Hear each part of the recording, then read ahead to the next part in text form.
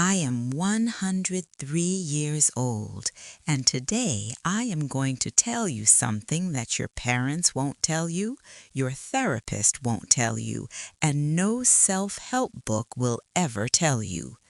And they don't say it because it's too painful, too harsh, too real.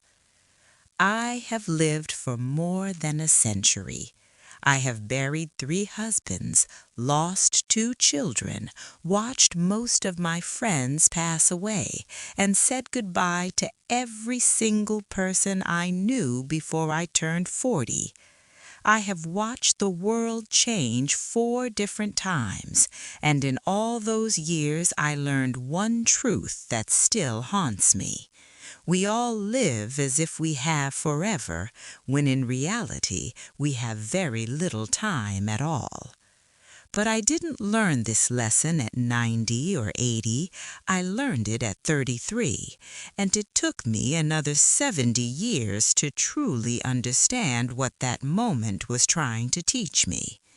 It was October 14, 1955, a Friday. My husband Robert and I were planning to go dancing that weekend. We had been married 8 years. We had 2 little boys. Every morning he would kiss my forehead and say, "See you tonight." But that Friday he never came home. They said the accident was sudden, that it was over in moments, but no one told me that the real pain begins afterward.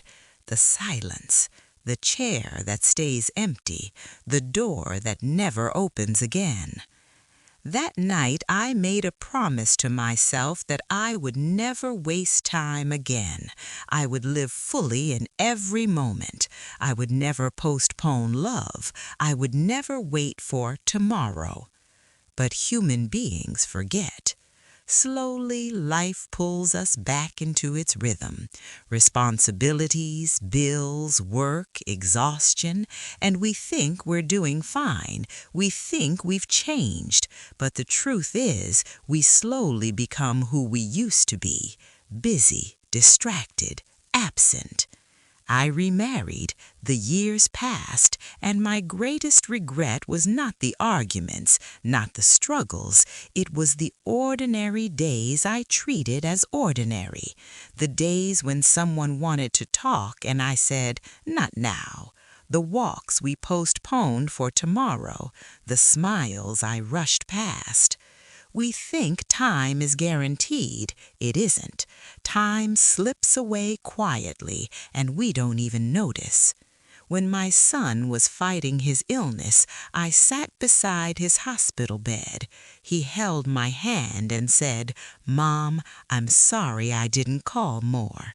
In that moment, I realized how we spend our lives collecting apologies. We spend our lives thinking there's still time, but time does not move according to our plans. You're young. You think these stories don't apply to you. You believe you have decades ahead of you, that tomorrow you'll be a better son, a better daughter, a better partner. But the truth is, tomorrow is an illusion. You only have today, this moment, this breath. If your parents are still alive, listen to their voices. If your grandparents are alive, sit beside them. They may not say anything extraordinary, but their presence itself is a treasure. One day you won't remember the big events. You'll remember the simple moments, the laughter, a cup of tea, the quiet afternoon you sat together without rushing, the day you chose patience. I am 103 years old. I have seen thousands of days, but I was fully present for only a handful of them. That is my true regret. I lived my life, but I did not fully experience every moment of it. If I could go back, I wouldn't try to be perfect. I would simply try to be present. I would forget and then return, again and again, return to presence, return to love, return to attention. You will forget too. That is human nature. But every time you realize you've drifted somewhere else, come back. Come back to this moment, to the person sitting in front of you. Because in the end, when everything begins to fade, all a person wishes is that they had held on to time a little tighter, that they had listened more, that they had rushed less. So today, call someone, sit with someone in silence for a few minutes, lift your eyes and truly see who is around you, because I promise you with complete certainty, later never comes.